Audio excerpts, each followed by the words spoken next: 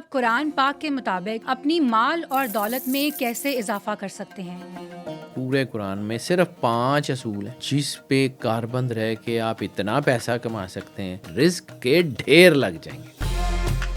قرآن پاک میں سورہ نوح کی آیات 10، 11 اور 12 کو پڑھیے تو آپ کو دولت کمانے کا ایک وہ اصول سمجھ آئے گا جو اللہ نے حضرت نوح علیہ السلام کو بتایا۔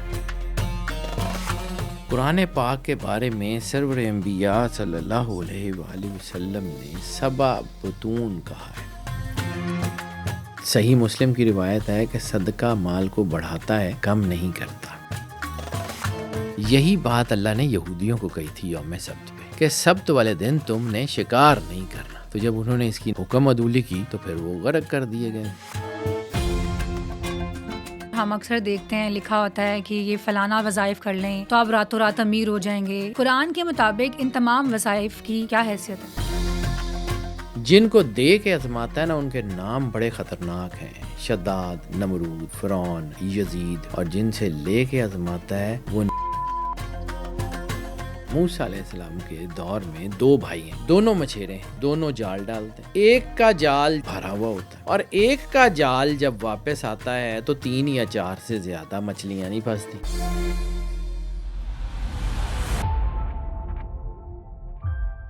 السلام علیکم ناظرین، آپ دیکھ رہے ہیں دا بلو تھروٹ ڈیجیٹل پوڈ کاسٹ۔ میں ہوں آپ کی ہوسٹ رابعہ بخاری۔ آج کا ٹاپک ہمارا بہت انفارمیٹیو ہونے والا ہے کیونکہ ہم بات کرنے والے ہیں کہ آپ قرآن پاک کے مطابق اپنی مال اور دولت میں کیسے اضافہ کر سکتے ہیں۔ ویلتھ کو بڑھانے کے ہڈن سیکرٹس قرآن مجید میں کیا ہیں وہ ہم جاننے کی کوشش کریں گے۔ اسی بارے میں بات کرنے کے لیے ہمیں اسٹوڈیو میں آج جوائن کیا ہے معروف ایسٹرالوجر سید حیدر جعفری صاحب نے۔ السلام علیکم سید حیدر جعفری صاحب، کیسے ہیں آپ؟ وعلیکم السلام بیٹا، الحمدللہ، اللہ کا بڑا کرم ہے، شکر الحمدللہ رب العالمین۔ جعفری صاحب یہ بتائے گا کہ قرآن کے مطابق دولت کا اصل تصور کیا ہے؟ بیٹا میری ساری زندگی قرآن پاک پڑھتے ہوئے گزری۔ Basically I am a zodiac consultant. Zodiac consultant جو ہوتا ہے نا، اس میں صرف اسٹرالوجی، پامسٹری وغیرہ نہیں پڑھنی ہوتی، اس میں ہم قرآن کے الفا نومیرکس کو پڑھتے ہیں، انرجیز کو پڑھتے ہیں، ہاؤ انرجی بیہیوز، اس کے علاوہ numbers, colours, it's like a very vast field, it's a branch of quantum physics. So سمجھیے میری نظر میں دنیا کی سب سے بڑی فزکس کی کتاب قرآن پاک ہے، لیکن دنیا کی سب سے بڑی کتاب ہر علم کی، ہر چیز کی، وہ ہے ہی قرآن پاک۔ آپ کو تھوڑا سا روک کے میں صرف اس تمہید کے 2-4 جملے بیان کر کے پھر ٹاپک کی طرف آتا ہوں۔ قرآن پاک کے بالکل سرور کے اوپر جو پہلی لائن لکھی ہوئی ہے، ذالک الکتاب لا ریب فیہ، یہ وہ کتاب ہے جس میں کسی شک شبے کی گنجائش نہیں ہے۔ اور ظاہر سی بات ہے یہ اللہ کا کلام ہے، بالکل بے شک۔ ہم اس کو جب صرف عربی کے گرامر اور اصولوں کے تحت پڑھتے ہیں نا تو شاید یہ ہمیں اس طرح کا جواب نہیں ملتا یہاں سے۔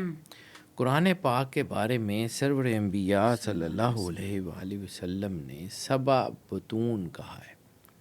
اس کے بہت سارے میننگز ہیں، بہت سارے اس کے اندر جو ہے وہ ایک ایک چیز کی 7 منیمم 7 ڈائمینشنز ہیں، زیادہ بھی ہو سکتی ہیں۔ 7 بطون کا مطلب ہے کہ 7 بطن ہے، 7 ڈائمینشن ہے اس کی۔ اب یہ قرآن پاک میں اللہ کہتا ہے کہ کوئی خشک، کوئی تر ایسا نہیں ہے کہ جس کا ذکر اللہ نے اس کتاب میں نہیں کیا۔ تو پھر آپ کو زندگی گزارنے کے لیے جو جو چیزیں چاہیے اس کا سارا اصول، ضابطہ، ایک ایک چیز قرآن پاک میں ہونا چاہیے۔ بالکل۔ اب جب ہم صرف اس کو ایک خاص اسپیکٹرم میں پڑھتے ہیں یا ریلیجن کے اسپیکٹرم میں پڑھتے ہیں، ٹھیک ہے یہ الہامی کتاب ہے، لیکن آپ سمجھیے کہ اللہ رب العالمین ہے، وہ رب المسلمین نہیں ہے، وہ رب المومنین نہیں ہے، وہ رب العالمین ہے۔ قرآن کے مطابق دولت کا کیا بیٹا میں اسی طرف آ رہا ہوں، کچھ کتابوں کا ذکر کرتا ہوں جو اس وقت بیسٹ سیلرز ہیں پورے ویسٹ میں، اور وہ دولت کے اصولوں کے اوپر لکھی گئی ہوئی ہیں۔ اگر ان کتابوں کو پڑھیں تو ایگزیکٹلی وہی اصول ہیں جو قرآن پاک نے دیے ہیں۔ ٹھیک۔ اب میری چونکہ ساری زندگی گزر گئی قرآن پاک پہ ریسرچ کرتے، قرآن پاک کو پڑھتے سمجھتے۔ قرآن پاک تو خیر اتنی بڑی کتاب ہے کہ مجھے اس کی کیا سمجھ آ سکتی ہے۔ کیونکہ اتنا بڑا علم ہے کائنات میں. Knowledge is like an ocean, سمندر کی طرح ہے. بے شک. کوئی بندہ سرور انبیاء صلی اللہ علیہ وآلہ وسلم اور مولا کائنات امام علی علیہ الصلوۃ والسلام یعنی مدینۃ العلم اور باب مدینۃ العلم کے علاوہ کوئی بندہ ایسا نہیں ہے جو یہ کلیم کر سکے کہ جو ہے وہ مجھے کچھ چیز آتی ہے. کسی کے پاس اس سمندر میں سے کوئی پاٹ ہو سکتا ہے، کوئی بکٹ ہو سکتی ہے، کسی کے پاس کوئی ایک آدھ ڈراپ ہو سکتا ہے.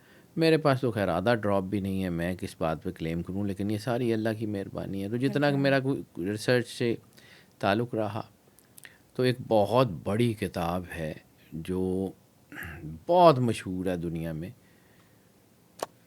رچ ڈیڈ پور ڈیڈ، ٹو رچ ڈیڈ پور ڈیڈ. بہت شاندار کتاب ہے.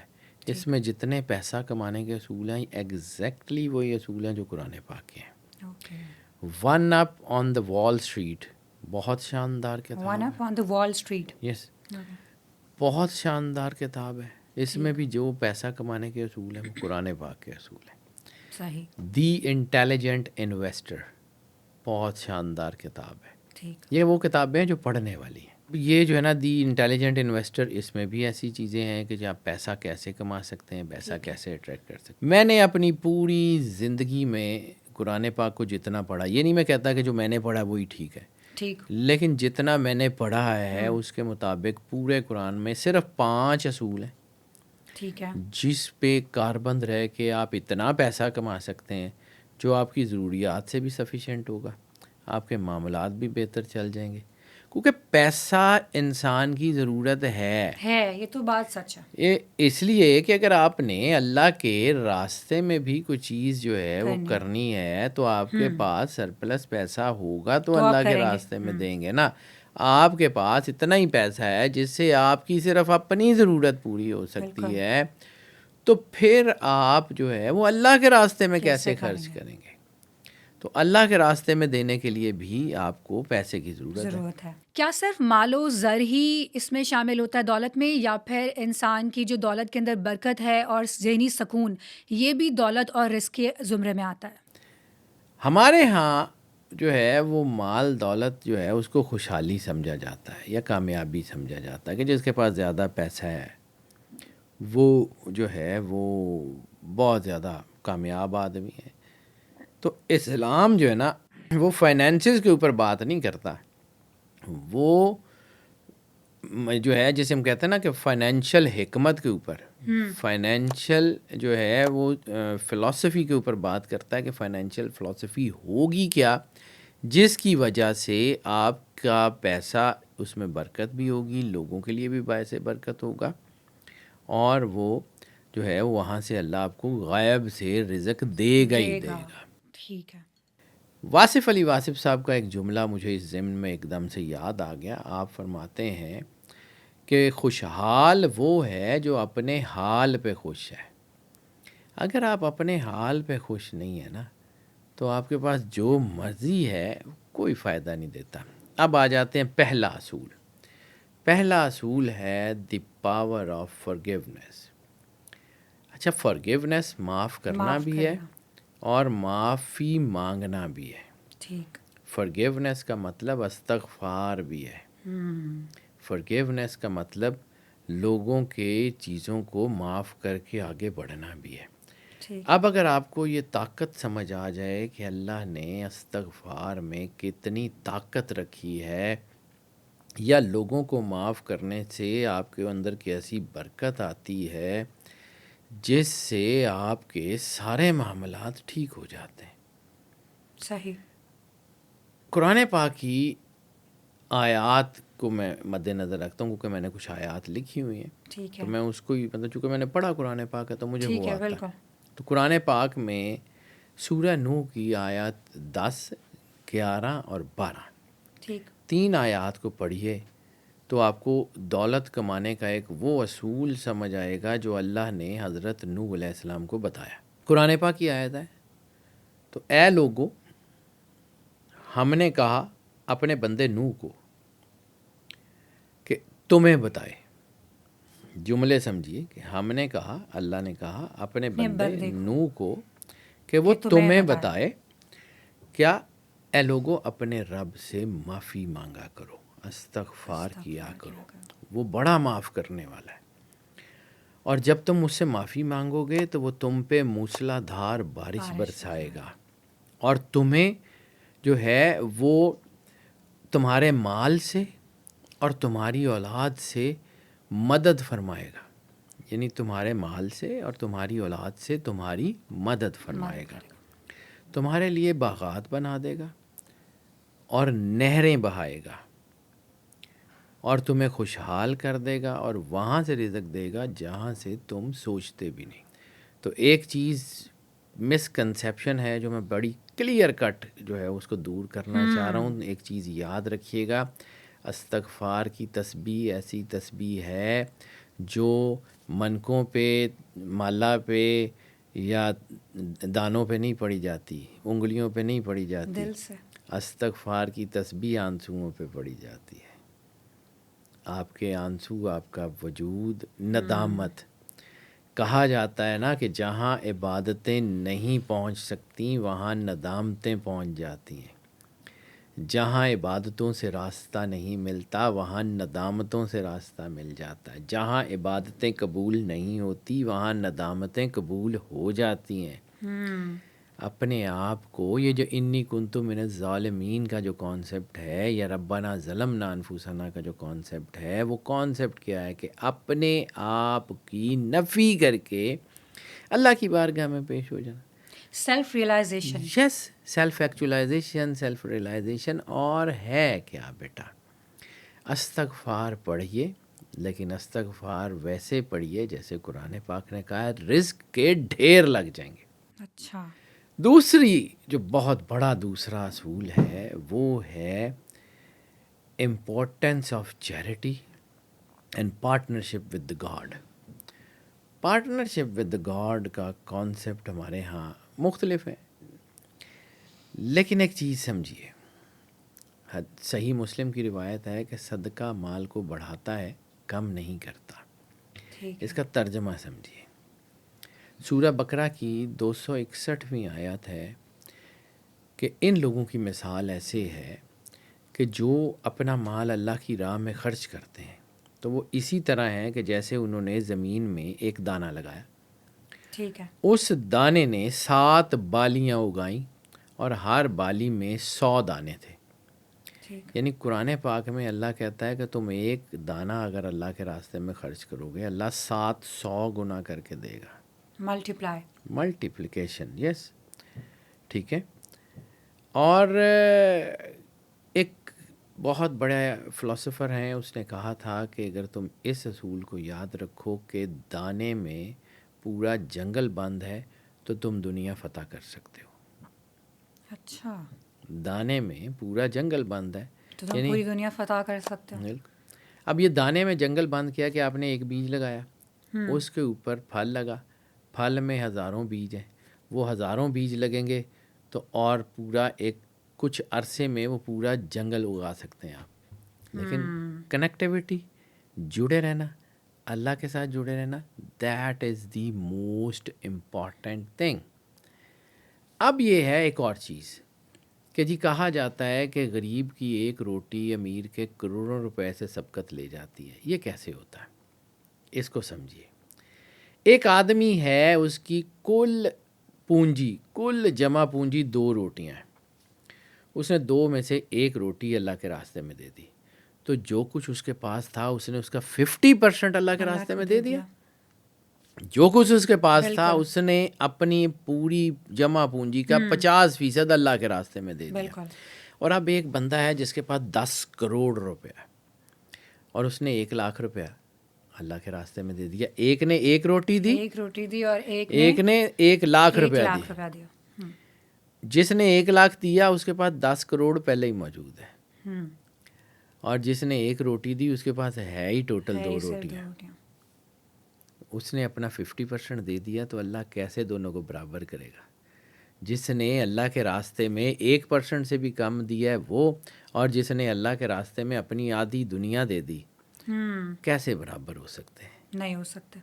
دس از دی پاور آف چیریٹی. سو آپ کو بیسیکلی اللہ کے ساتھ ٹریڈ کرنا ہے. یس، آپ نے اپنے حصے کا جو کچھ بھی ہے وہ اللہ کے ساتھ کرنا ہے. کتنے پرسنٹ کتنے اس سے آپ نے ڈیسائیڈ کرنا ہے، آپ کی مرضی. It's all up to you.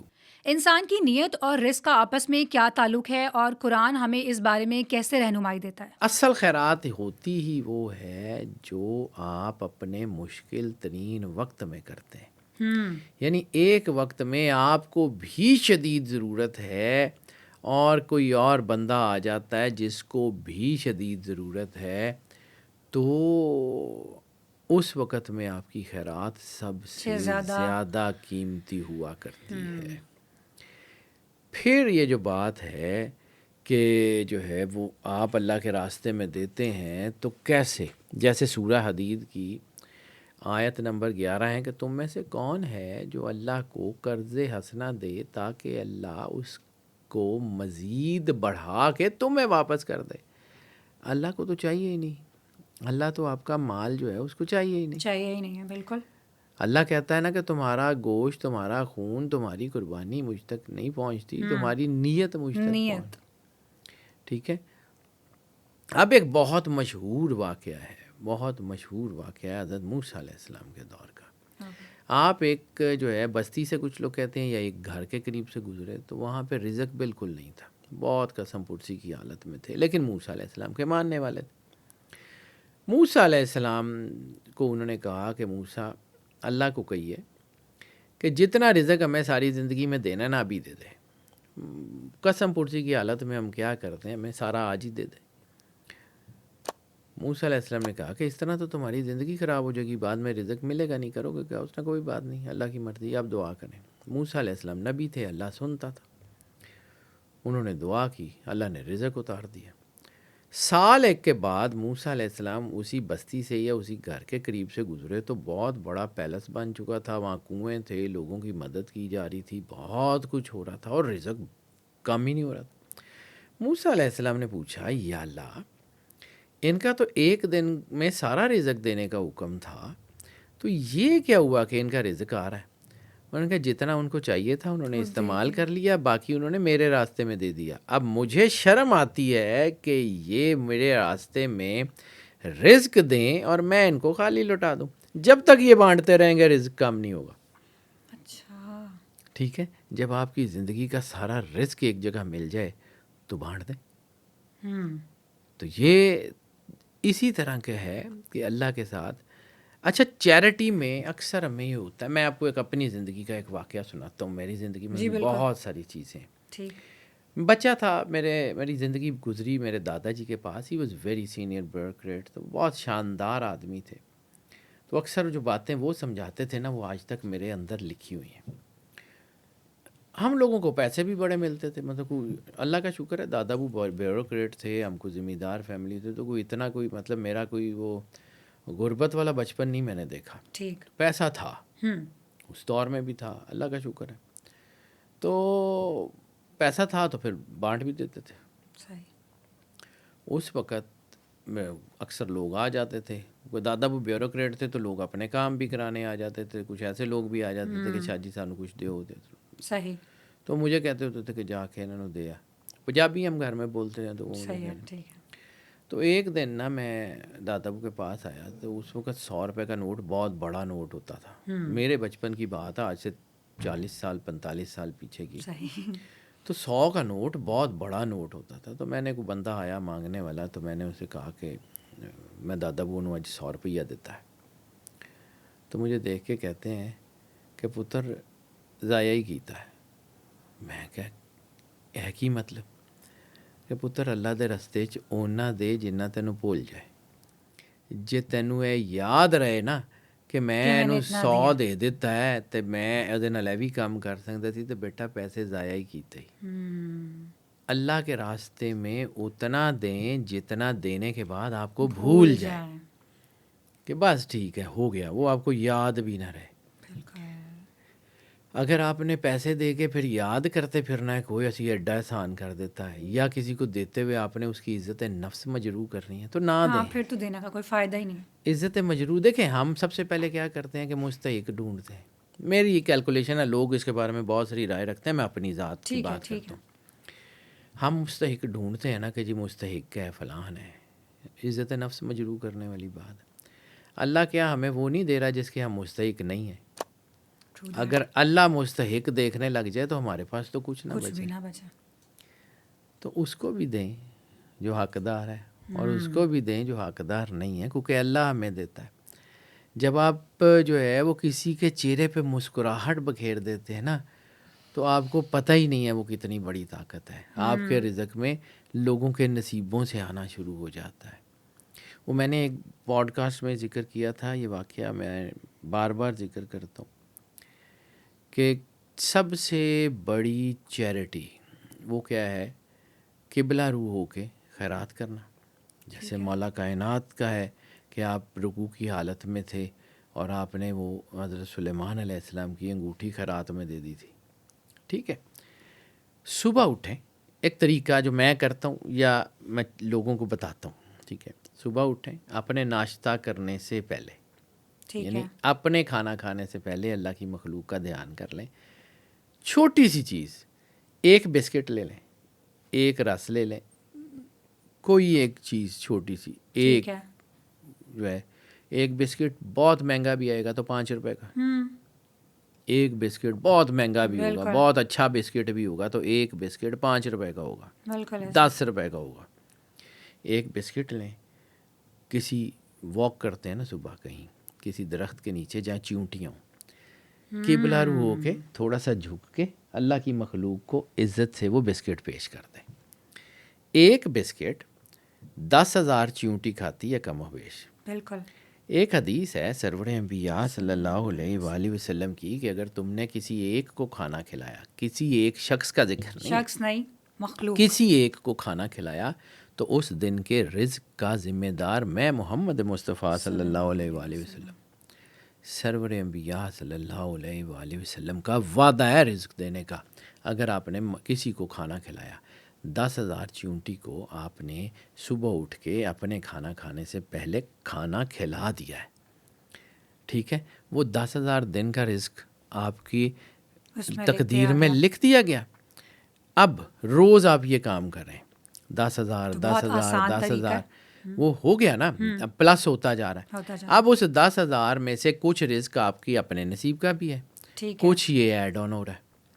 کچھ یہ جب ایڈ آن ہو رہا ہے تو آپ نے 70 سال 80 سال زندگی گزار لی, اب آپ کا رزق پینڈنگ ہے.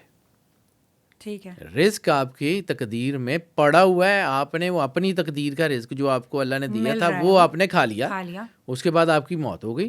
لیکن یہ جو رزق آپ نے ایڈ آنس کیے تھے یہ سارا پڑا ہوا ہے. ٹھیک ہے, اب سمجھیے اس کی طاقت. قرآن پاک میں ایک آیت ہے کہ جو لوگ اللہ کے راستے میں مارے جائیں ان کو مردہ مت کہو, وہ زندہ ہیں اور اللہ کے نزدیک رزق پا رہے ہیں. ٹھیک ہے, اگر آپ دوزخ میں جائیں گے تو یہ رزق تو ملے گا نہیں. اب آپ دنیا سے چلے گئے, رزق آپ کا پینڈنگ پڑا ہوا ہے. تو اللہ عادل ہے, انصاف کرتا ہے, وہ آپ کو جنت میں بھیج دے گا کہ جائیں جتنا رزق آپ کا جو ہے وہ پڑا ہوا وہ تو استعمال کریں نا, پھر دیکھتے ہیں. پھر ادھر ایک حدیث سرور انبیاء صلی اللہ علیہ وآلہ وسلم کی, جو ایک بار جنت میں چلا جائے گا وہیں رہے گا. ہو سکتا ہے یہ رزق آپ کو جنت میں لے جانے کا وسیلہ بن جائے. آپ اس کو عام سی چیز سمجھتے ہیں. قرآن پاک کے اصول ہیں بیٹا, میں تو اس کے اوپر بات کرتا ہوں. یہ جو چیز ہے نا یہ بڑی اہم ہے. اب تیسرا اصول جو بہت اہم ہے جس کو لوگ جو ہے وہ بالکل بعض اوقات نگلیکٹ کر جاتے ہیں, آپ کو پتہ ہو کہ آپ نے رزق کمانا کب ہے اور کب رزق کمانا چھوڑ دینا.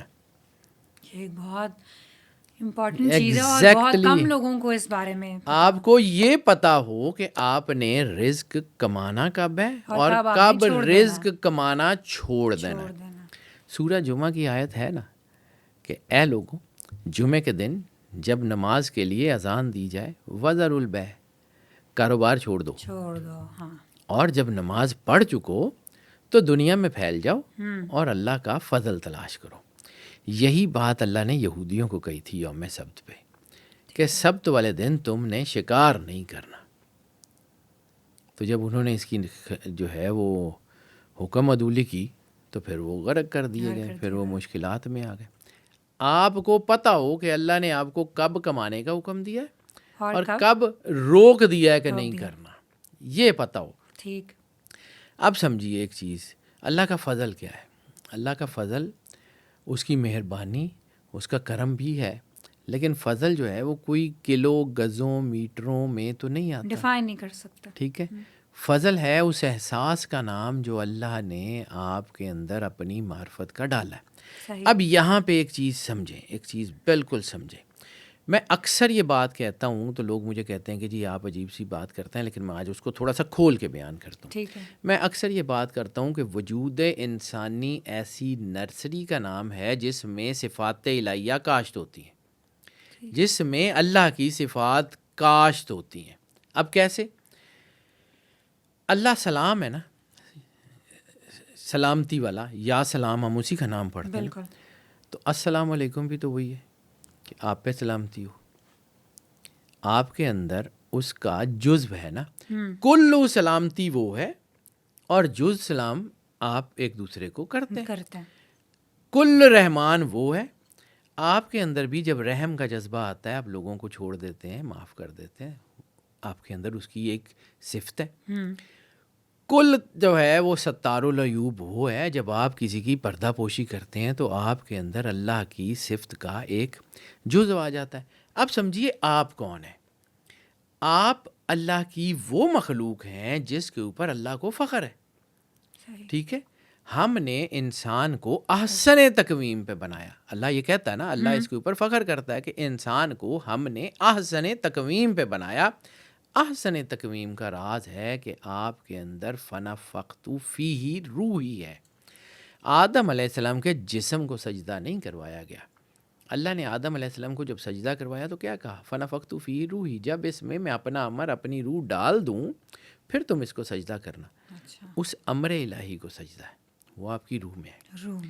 وجود انسانی اللہ کی صفات کی کھیتی ہے. جتنی اچھی طرح آپ اپنے اندر حال چلائیں گے اتنی اچھی طرح اللہ کی صفات آپ کے اندر پیدا ہونا شروع ہو جائیں گی.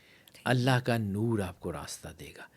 کیا حدیث کے لفظ ہیں, مومن کی فراست سے ڈرو, وہ اللہ کے نور سے دیکھتا ہے.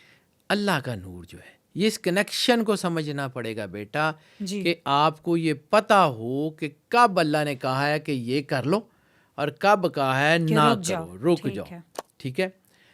اب اللہ تجارت ترک کرنے کا حکم بھی دے رہا ہے, اور اللہ کہتا ہے کہ زمین میں پھیل جاؤ اور اللہ کا فضل تلاش کرو. اب یہ فضل جو ہے مقرر کیا گیا ہے نا ہر چیز کا. ہر چیز, جب اللہ نے کہہ دیا کہ عبادت کرو, جب آپ نے عبادت کرنی ہے تو پھر عبادت میں بزنس نہیں. بالکل. اور بزنس میں عبادت نہیں, بزنس اس طرح کریں. ٹھیک ہے, آپ انسان ہیں, آپ نے, اللہ نے اصول دے دی, اس کے اندر رہیں, کام کریں. صحیح ہے. لیکن یہ ہے کہ جب آپ عبادت کر رہے ہوں تو پھر یکسوئی سے عبادت کریں. ٹھیک ہے. یعنی جو ہے وہ اللہ کا فضل کیا ہے؟ Feeling of excellence.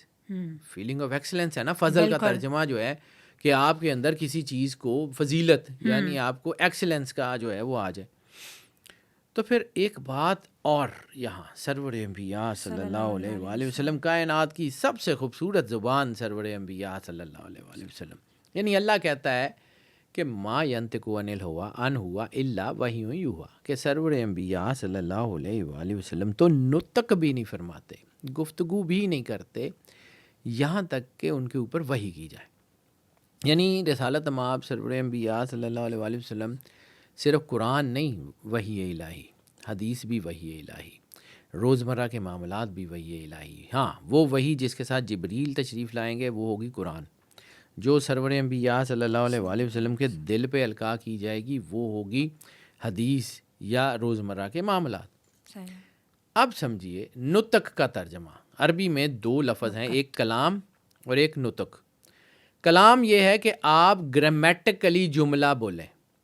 یہ کوئی بھی ایک جملہ چھوٹے سے چھوٹا گرامیٹیکلی ٹھیک ہو, اس کو کہتے ہیں کلام. ٹھیک ہے. فلاں بندہ فلاں زبان میں کلام کرتا ہے. ٹھیک ہے. لیکن جو بچہ ہے وہ اپنی زبان میں اوں آ یا ایسے کر کے گفتگو کرتا ہے تو وہ نطق ہے. وہ نطق ہے. ٹھیک ہے. ٹھیک ہے. وہ جو آپ کے ووکل کوڈ کسی بھی طرح کی آواز پروڈیوس کرتے ہیں. تو اللہ نے سرور انبیاء صلی اللہ علیہ وآلہ وسلم کی بارے میں، سرکار کے بارے میں یہ نہیں کہا کہ وہ کلام نہیں کرتے، وہ نطق ہی نہیں فرماتے. اچھا. ان کے ووکل کوڈ سے کوئی آواز ہی نہیں نکلتی جب تک کہ وحی الہی شامل حال نہ ہو.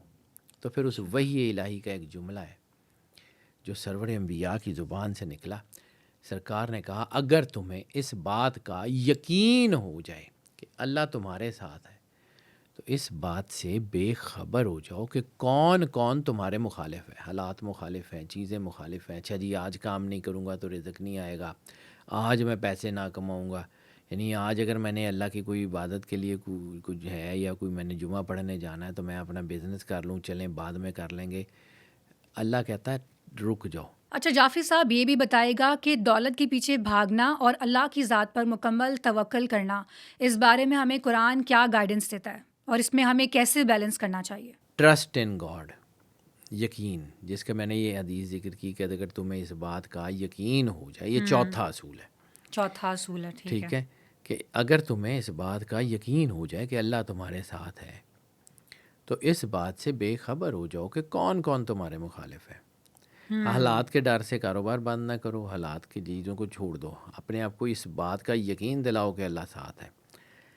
اب یہ جو اللہ ساتھ ہونا ہے نا، یا اللہ پہ ٹرسٹ ہے، یہ اتنی بڑی چیز ہے کہ جو آپ کی سوچ ہے. سورہ طلاق کی پہلی، دوسری اور تیسری آیت، میں نے چونکہ آیتیں لکھی ہوتی ہیں تو ٹرسٹ ان گاڈ مطلب کہ توکل ہی ہو گیا. توکل، قناعت، توکل اصل میں آپ کو اس کی پوری ڈیفینیشن بتاتا ہوں. اللہ کہتا ہے کہ جو آخرت کے دن کے اوپر ایمان رکھتا ہے اور جو اللہ سے ڈرتا ہے، اللہ اس کے لیے ہر مشکل سے نکلنے کا راستہ بنا دے گا. ٹھیک ہے. اور اسے وہاں سے روزی دے گا جہاں سے اس کا گمان بھی نہیں ہے. اور اگر وہ اللہ پہ بھروسہ کرے تو اللہ اس کے لیے بہت کافی ہے. بے شک اللہ نے ہر چیز کی تعداد اور مقدار مقرر کر رکھی ہے. ٹھیک ہے. اب ہمارے ہاں ایک اور کانسیپٹ ہے کہ جی برکت جو ہے وہ اتنے پیسے ہوں گے تو برکت ہوگی، اتنی ہوں گی. برکت تعداد اور مقدار کی محتاج ہی نہیں ہوتی. یعنی آپ نے کوئی چیز خریدنی ہے، آپ کے پاس پیسے تھوڑے ہیں، بعض اوقات ایسے حالات بن جاتے ہیں یا کوئی سیل لگ جاتی ہے، آپ وہی چیز سستی لے لیتے ہیں. یہ تو بہت دفعہ ہوتا ہے ایسا. ٹھیک ہے. یہ برکت ہے کہ اللہ نے آپ کے پیسے میں برکت ڈال دی. یعنی جو پیسے آپ نے جس سے کچھ 4 چیزیں لینی تھیں وہ ایسی کوئی سین بن گیا، آپ نے 8 لے لیں.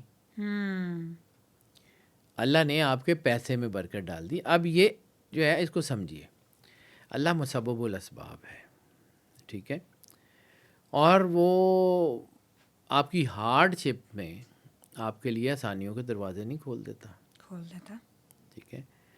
ہمارے ہاں پرابلم یہ ہوتی ہے کہ جب اللہ ایک دروازہ بند کرتا ہے تو ہم مایوس ہو جاتے ہیں. جو دروازہ بند ہوتا ہے اس کے آگے بیٹھ کے روتے رہتے ہیں کہ ہائے ہمارے ساتھ کیا ہو گیا. اسی کے بالکل ساتھ اللہ نے دوسرا دروازہ کھولا ہوتا ہے. آپشنز، کوشش چھوڑ دیتے ہیں، اپنی پرسنل فیلیئرز کو اللہ پہ ڈال دیتے ہیں. اور یہ اکثر میرے ساتھ ہوتا ہے. میرے پاس لوگ آتے ہیں نا اپنے کچھ آرٹس وغیرہ کے لیے، یہ وہ، تو ہم اتنی عبادت کرتے ہیں اللہ دیتا نہیں ہے، ہم تو اتنی دعا کرتے ہیں اللہ سنتا نہیں ہے. یہ جملے آپ کو پتہ ہی نہیں ہے اللہ کو برے کتنے لگتے ہیں، آپ کا راستہ روک دیتے ہیں. چلیں ایک کہانی سناتا ہوں. یہ کہانی میں نے پہلے بھی کئی جگہ سنائی ہے، لیکن یہ کہانی جو ہے نا میرے کہیں اندر لکھی ہوئی ہے. بائبل میں ایک جملہ ہے، he who the god who can pass the camel through the needle's hole, کہ اللہ وہ ہے جو سوئی کے نکے سے اونٹ گزار سکتا ہے. اس کی وجہ تسمیہ کیا ہے، یہ واقعہ بائبل میں کیوں ہے اور اس کی کہانی کیا ہے. رسالت مآب سرور انبیاء صلی اللہ علیہ وآلہ وسلم کو یہ واقعہ سنایا گیا تو آپ مسکرائے اور آپ نے کہا کہ یہ حق ہے. اب سنیے یہ واقعہ کیا ہے. موسیٰ علیہ السلام کے دور میں 2 بھائی ہیں، دونوں مچھیرے ہیں. ایک ہی جگہ ایک ہی وقت میں دونوں جال ڈالتے ہیں. ایک کا جال جب سمندر سے واپس آتا ہے تو اس میں ایک بھی مچھلی مزید پھنسنے کی گنجائش نہیں ہوتی، بھرا ہوا ہوتا ہے. اور ایک کا جال جب واپس آتا ہے تو 3 یا 4 سے زیادہ مچھلیاں نہیں پھنستی. ٹھیک ہے. یہ دونوں بھائی ہیں، ایک ہی جگہ رہتے ہیں، ایک ہی ماں باپ کی اولاد ہیں، ایک ہی جگہ جال ڈالتے ہیں، ایک ہی وقت میں ڈالتے ہیں. ایک کا جال جو ہے وہ بھرا ہوا واپس آتا ہے اور ایک کے جال میں 3-4 سے زیادہ مچھلیاں نہیں پھنستی. دونوں بھائی ہیں، ایک بہت عبادت گزار ہے اور ایک جو ہے وہ عبادت گزار نہیں ہے، اچھا. ایوریج ہے. مطلب موسیٰ علیہ السلام کے دونوں ماننے والے ہیں، دونوں اس دور کے صاحب ایمان میں سے ہیں، کوئی مطلب مخالف نہیں ہے موسیٰ علیہ السلام کے، دونوں ان کے اوپر ایمان رکھتے ہیں. موسیٰ علیہ السلام کے ساتھ جو بندہ ہر وقت رہتا ہے، جو بہت عبادت گزار ہے، وہ ہر وقت موسیٰ علیہ السلام سے کہتا رہتا ہے کہ جی آپ یہ نہیں دیکھتے کہ اللہ اس کو اتنا رزق دیتا ہے، مجھے دیتا نہیں ہے، میں اتنی عبادت کرتا ہوں، اللہ مجھے دیتا نہیں ہے، میرے ساتھ کیا مسئلہ ہے، مجھے جو ہے وہ کیوں رزق نہیں دیتا، اس کو اتنا کیوں دیتا ہے، میں اتنا عبادت گزار ہوں، میں آپ کے ساتھ اتنا رہتا ہوں، وہ تو کبھی آپ کے پاس آتا بھی نہیں ہے، وہ تو آپ کو ملتا بھی نہیں ہے. ایک دن اس نے موسیٰ علیہ السلام کو زج کر دیا، کہا موسیٰ اب آپ کوہ طور پہ جائیں تو اللہ سے جواب پوچھیں گے یہ اللہ کیوں یہ ایسا کرتا ہے. موسیٰ علیہ السلام اوپر گئے کوہ طور پہ، تو اللہ سے بات کر رہے تھے. انہوں نے کہا یا اللہ پتہ تو ہے یہ میرے پاس آتا ہے یہ اور رزق کے لیے پریشان ہے، تو اس کو کیوں اتنا کم رزق دیتے ہو اور اس کو اتنا رزق جو ہے وہ کیوں اس کے بھائی کو زیادہ دیتے ہو. اللہ نے کہا موسیٰ میں آپ کو اس کا جواب ضرور دوں گا، لیکن ابھی آپ نے ایک میرا کام کرنا ہے. ان دونوں بھائیوں کے پاس جائیے اور ان کو کہیے کہ جب میں کوہ طور سے واپس آ رہا تھا تو میں نے دیکھا کہ سوئی کے نکے میں سے اونٹ گزرا ہے، سوئی کے نکے میں سے اونٹ گزرا ہے. موسیٰ علیہ السلام نبی ہیں تو نبی تو اللہ کی بات مانتا ہے ہر حال میں. اب اللہ نے یہ جواب نہیں دیا اور موسیٰ علیہ السلام نیچے آئے تو وہ جو عبادت گزار تھا، جس کو زوم تھا عبادت گزاری کا، وہ نیچے ہی کھڑا تھا. اس نے کہا آج اللہ نے جواب دینا ہے. تو موسیٰ علیہ السلام کوہ طور سے اترے ہیں تو وہ فوراً آگے ہی کھڑا تھا. انہوں نے کہا موسیٰ اللہ نے جواب دیا؟ انہوں نے کہا نہیں، اللہ نے تو کوئی جواب نہیں دیا. اور چھڑ گیا کہ جی اللہ تو ہمارے ساتھ ایسے ہی کرتا ہے، ہم اتنی عبادت بھی کرتے ہیں، اتنا کچھ بھی کرتے ہیں، اللہ دیتا نہیں ہے اور اب تو سوال کا جواب بھی نہیں دیا. انہوں نے کہا اچھا چلو اللہ نے نہیں دیا کوئی بات نہیں، لیکن آج میں نے ایک عجیب سی چیز دیکھی کہ اوپر سے آ رہا تھا تو سوئی کے نکے میں سے اونٹ گزر رہا تھا. تو اس نے کہا موسیٰ اتنی سی سوئی کا نکا اتنا بڑا اونٹ کیسے گزر سکتا ہے؟ آپ اتنے جو ہیں وہ جید نبی ہیں، آپ کو ایسی باتیں زیب نہیں دیتی. کیا کہ چلا گیا. موسیٰ علیہ السلام خاموش ہو گئے. ٹھیک ہے.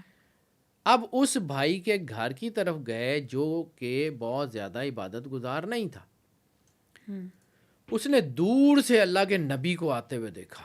اس نے کہا کہ اللہ کا نبی میرے گھر، میں تو گناہ گار آدمی ہوں. وہ دوڑتا ہوا گیا، جا کے اس نے جس طرح تعظیم موسیٰ علیہ السلام کی جا سکتی تھی، گھٹنوں پہ ہاتھ رکھا، پیروں پہ ہاتھ رکھا، جس طرح بھی اس دور میں تعظیم تھی پوری تعظیم کی موسیٰ علیہ السلام کی. موسیٰ علیہ السلام کو اس نے کہا کہ آپ نبی ہیں، میں گناہ گار آدمی ہوں، مجھے آپ بلا لیتے، آپ میرے گھر. کہ اللہ نے کہا تھا تیرے گھر جانا. اللہ نے کہا تھا میرے گھر جانا ہے، میں گناہ گار آدمی ہوں، میں تو نیک بھی نہیں ہوں، میں کیسے. انہوں نے کہا اچھا اگر اللہ نے کہا نا میرے گھر آنا ہے تو ایک کام کریں، میں آپ کی پوری بات سنتا ہوں لیکن میرے گھر کھانا کھائیں. انہوں نے کہا جی ٹھیک ہے. موسیٰ علیہ السلام کو لایا، اس نے ہاتھ دھلائے، پیر دھلائے، کھانا رکھا. موسیٰ علیہ السلام کھانا کھاتے رہے، وہ پاس کھڑا ہوا پنکھا جلتا رہا. موسیٰ علیہ السلام نے کھانا کھایا اور موسیٰ علیہ السلام اس کو کہتے ہیں کہ آج میں نے بڑی عجیب سی چیز دیکھی. میں نے دیکھا کہ میں کوہ طور سے آ رہا تھا تو سوئی کے نکے سے اونٹ گزر رہا تھا. تو مسکرا کے کہتا ہے موسیٰ آپ اللہ کے سچے نبی ہیں، جو آپ نے دیکھا ہوگا وہ بالکل ٹھیک ہوگا. اور رہ گئی بات سوئی کے نکے سے اونٹ گزرنے کی، تو اللہ تو اس بات پہ قادر ہے کہ وہ سوئی کے نکے سے کائنات گزار دے، اونٹ تو بات ہی کوئی نہیں. تو جب اس نے یہ بات کہی تو ساتھ ہی وہی آ گئی موسیٰ علیہ السلام کے پاس. انہوں نے کہا اب پتہ لگا اس کو رزق زیادہ کیوں دیتے ہیں اور اس کو کم کیوں دیتے ہیں. وہ اپنی عبادت کا صلہ مانگتا ہے، جتنی کرتا ہے اتنی دے دیتے ہیں، رکھتے ہی اس کی بھی نہیں ہے. اور یہ اللہ پہ توکل کر کے جال ڈالتا ہے، اللہ کو شرم آتی ہے اس کو واپس بھیجے خالی. پاور آف توکل، پاور آف توکل بیٹا اس کو سمجھیے. تو جو ہے وہ آپ کی چیزیں بہتر ہو جاتی ہیں. 5واں اور آخری اصول اس کا بہت اہم ہے. Be good to others. انسانیت. اگر آپ کے بہت اندر امپورٹنٹ ہے اور بہت لیک کرتی ہے. اگر آپ کے اندر انسانیت ہے نا تو اللہ آپ کو رزق ضرور دے گا. لازمی بات ہے. کیونکہ بنی اسرائیل میں قارون کا ہم بار بار ذکر کرتے ہیں نا، جس کے پاس بہت پیسہ تھا، اور موسیٰ علیہ السلام نے کہا تھا کہ اس کو لوگوں پہ خرچ کر. اس نے کہا تھا میرا پیسہ ہے، میں نے کمایا ہے، میں کیوں لوگوں پہ خرچ کروں. تو پھر وہی پیسہ اس کے لیے وبال جان بن گیا.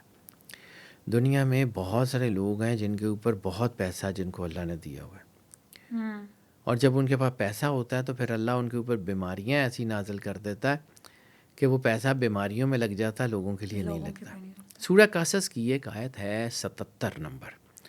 اور اللہ نے جو تجھے مال دیا ہے اس کے ذریعے اپنے لیے آخرت کا گھر طلب کر، اور دنیا سے اپنا حصہ ضرور لے، لیکن احسان کر لوگوں پہ اس طرح کہ جیسے اللہ نے تجھ پہ احسان کیا ہے، اور دنیا میں فساد پھیلانے والا مت بن. اللہ فساد پھیلانے والوں کو پسند نہیں کرتا. انسانیت یعنی اگر آپ لوگوں کو، جیسے ہمارے ہاں ہوتا ہے جی کہ غریب کی گردن پہ گوڈا رکھ کے اس کا گھر پہ قبضہ کر لیا، یا عموماً یہ ہوتا ہے کہ بہنوں کے، یا یہ ہوتا ہے کہ عموماً بہنوں کو حصہ نہیں دیتے. ٹھیک ہے، وہ بہنیں جو ہے نا، وہ چلو جی بھائی ہے تو بھائی کو دے دو، ساری بہنوں نے لے پرائیورٹی نہیں نہ دیتے. ہاں، تو وہ جو ہے نا یہ اللہ کو بہت شدید، یعنی جو ہے نا وہ صرف دولت کافی نہیں ہے، یعنی پیسہ ہونا کافی نہیں ہے، پیسہ کمانا کافی نہیں ہے، پیسے کو خرچ کرنا. یعنی آپ ایک فون ہے نا آپ کا، یہ اگر چارج ڈسچارج نہیں ہوگا یا ہر وقت چارجنگ پہ لگا رہے گا تو بیٹری خراب ہو جائے گی. Same with the human. انسان کے اندر انرجی کا فلو ہوگا، پیسہ آتا جاتا رہے گا. بیٹا کھڑے پانی میں بھی کائی لگ جاتی ہے نا. بالکل ایسا ہی ہے. تو جو آپ کے فائنینشیل فلو ہے وہ رک جائے گا، پیسہ ایک جگہ اکٹھا ہو جائے گا تو اس میں کائی لگ جائے گی، الی لگ جائے گی، خراب ہو جائے گا، کسی کا کام نہیں آئے گا. یعنی آپ کو آئیڈیا ہی نہیں ہے کہ اللہ اس پیسے میں برکت ہٹا لے گا. پیسہ یا تو قارون کے پاس بھی تھی لیکن اس کا استعمال غلط تھا. لیکن اگر آپ انسانیت کے لیے جو ہے وہ پیسہ خرچ کرتے ہیں تو یہ پازیٹیوٹی آپ کے رزق میں برکت کا باعث بنتی ہے. کیونکہ بہتا ہوا پانی پاک ہوتا ہے نا، بہتے ہوئے پانی میں علائشیں بھی ہوتی ہیں لیکن اس کا بہاؤ اس کو پاک کر دیتا ہے. تو اس کا مطلب ہے کہ جو کوانٹٹی، اگر ہم کہیں کہ میرے پاس اتنا مال ہے، وہی صرف دولت نہیں ہے، لیکن اس میں کتنی برکت ہے، ایسے ہی ہے. وہ بھی آپ کی اصل دولت ہے. قرآن پاک میں ایک اور آیت ہے کہ وہ شخص جو مال جمع کرتا ہے ایحسب مالہ معددا، اور اس کو گنتا رہتا ہے، اس کے لیے اللہ شروع میں کہتا ہے ویل، کہ اس کے لیے تباہی ہے. ویل لکل ہمزۃ لمزہ والی آیت ہے. ٹھیک ہے، وہ شخص جو مال جمع کرتا ہے اس کو گنتا رہتا ہے، تو اس کے اندر جو ہے وہ نہیں، جب آپ یہ دولت کے زور کے اوپر سوچ رہے ہوتے ہیں کہ اتنے پیسے آ گئے ہیں، اچھا اب خوشحالی آ جائے گی، تو نہیں آتی ہے. ٹھیک ہے، کیونکہ اللہ دے کے بھی آزماتا ہے اور اللہ لے کے بھی آزماتا ہے. جن کو دے کے آزماتا ہے نا ان کے نام بڑے خطرناک ہیں، شداد، نمرود، فرعون، یزید. اور جن سے لے کے آزماتا ہے وہ نوح، وہ ابراہیم، وہ ایوب، وہ جو ہے وہ اور تو اگر آپ سے لے کے آزمایا جا رہا تو آپ خوش قسمت ہیں بیٹا. ایوب، یعقوب، ابراہیم کی لسٹ میں آپ کھڑے ہیں. اچھا جعفر صاحب، میں نے یہاں پر یہ ایڈ کرنا تھا، میں پوچھنا چاہتی ہوں کہ ستاروں کی چال کے مطابق جو اندازہ لگاتے ہیں آپ کی رزق کے حالات کے بارے میں، اس کا قرآن کے اوپر کیا مینشن کیا ہے؟ یہ قرآن پاک ہے. اللہ نے جب کہتا ہے نا کہ ہم نے ہر ایک کی مقدار کو، ہر چیز کو مقرر کیا ہوا ہے، تو یہ سائنس ہے. ہم لوگ نا ہر چیز کو جو ہے وہ فٹافٹ ریلیجن میں داخل کر دیتے ہیں.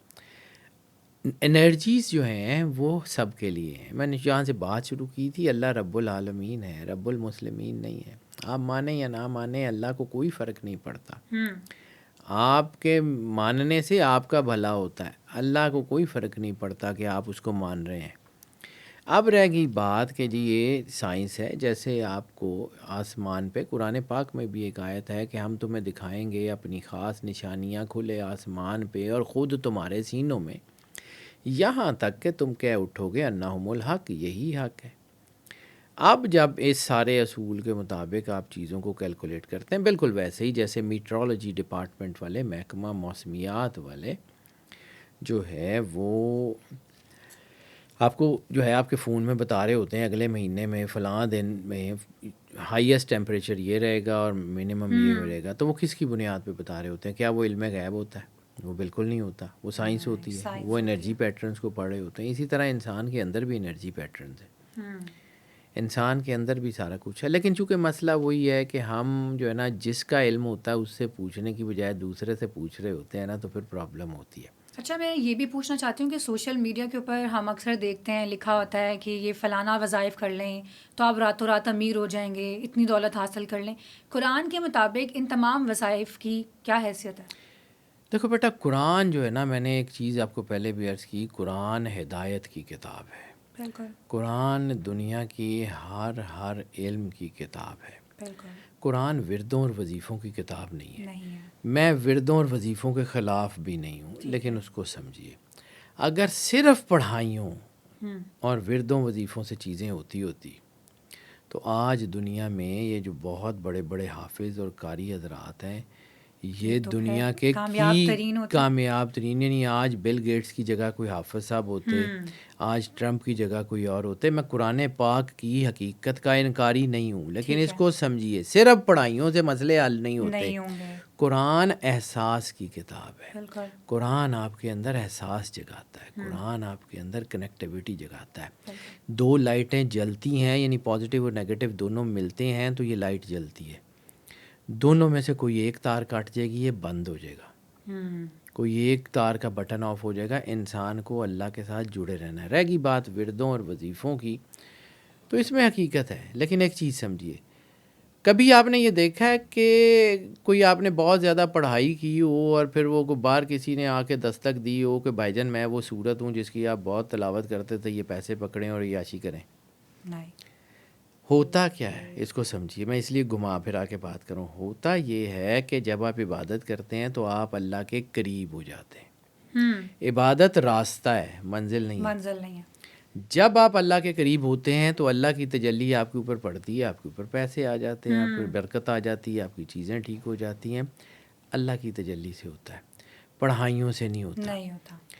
ٹھیک ہے، یہ لوگوں کو سمجھ ہی نہیں آتی ہے کہ صرف پڑھائیاں مسئلہ نہیں ہے، یکسوئی حل ہے۔ اب میں نے جہاں سے بالکل شروع یہاں پہ بات کی تھی کہ اگر بچے کو کوئی ضرورت ہے اور وہ بچہ ماں کو کہتا ہے کہ مجھے یہ ضرورت ہے، ماں کیا کہتی ہے؟ 70,000 دفعہ یہ کہو گے تو میں مدد کروں، نہیں تو پھر اللہ کیسے کر سکتا ہے؟ اللہ 70 ماؤں سے زیادہ پیار کرتا ہے۔ آپ اصل میں یکسوئی سے پڑھ نہیں پا رہے ہوتے، اس لیے آپ کو 70,000 دفعہ ریپیٹ کرنا پڑتا ہے کہ کہیں 70,000 میں ایک دفعہ تو ٹھیک ہو جائے گا۔ احساس اگر اپنے اندر پیدا کر لیں تو اللہ جو ہے وہ پہلی بار میں سنتا ہے، اللہ ہی رب ہے، اللہ ہی کل کائنات کا مالک ہے، اسی نے کرنا ہے جو کچھ کرنا ہے۔ ٹھیک ہے جابر صاحب، اس کو کنکلوڈ کرتے ہیں۔ میں آخری میں یہ سوال پوچھنا چاہوں گی کہ قرآن مجید کے اندر غنی اور فقیر کا لفظ استعمال کیا گیا ہے، اس کی روحانی کیا حیثیت اور کیا مطلب ہے؟ ان اللہ غنی وانتم فقیر، ٹھیک ہے۔ فقر کا معنی جو ہے وہ بہت زیادہ وسیع ہے، ٹھیک ہے۔ رسالت مآب سرور انبیاء صلی اللہ علیہ وآلہ وسلم کا فرمان ہے، الفقر و فقری، فقر میرا فخر ہے۔ اس کا مطلب تنگ دستی نہیں ہے، اس کا مطلب پیسے نہ ہونا نہیں ہے۔ یعنی کائنات کی سب سے بڑی مقدس ترین ذات سرور انبیاء صلی اللہ علیہ وآلہ وسلم، مشیت الہی انتظار کرتی ہے کہ کب سرور انبیاء صلی اللہ علیہ وآلہ وسلم کی زبان عطر سے کوئی چیز ہو اور ہم اس کو وقوع پذیر کریں۔ مشیت الہی سرور انبیاء صلی اللہ علیہ وآلہ وسلم کے اس وحی نطق کا انتظار کرتی ہے، ٹھیک ہے۔ تو سرکار کو ضرورت نہیں ہے، لیکن سرکار کا کنڈکٹ اسوہ حسنہ ہے نا سرکار کی زندگی میں، تو سرکار نے تو کام بھی کیا ہے، کاروبار بھی کیا ہے۔ سرکار نے جب دین کی تبلیغ کی ہے تو پھر یکسوئی کے ساتھ دین کی تبلیغ کی ہے۔ یعنی یہ نہیں ہے کہ آدھا وقت تبلیغ کی، آدھا وقت دین کی بات کی اور باقی کاروبار کیا، جب تبلیغ کی باری آئی تو کاروبار چھوڑ دیا۔ یہی تو سمجھا رہا ہوں آپ کو اسوہ حسنہ، یہی تو آپ کو میں پہلے بات کر رہا ہوں۔ اب رہ گئی بات غنی، تو اللہ کی کتاب کی روشنی میں غنی وہ ہے جس کا مال لوگوں کے کام آتا ہے. صحیح ہے. غنی وہ نہیں ہے کہ جس کے پاس بہت سارا پیسہ ہے، اور فقیر وہ نہیں ہے کہ جس کے پاس پیسہ کچھ نہیں بھی ہے. نہیں.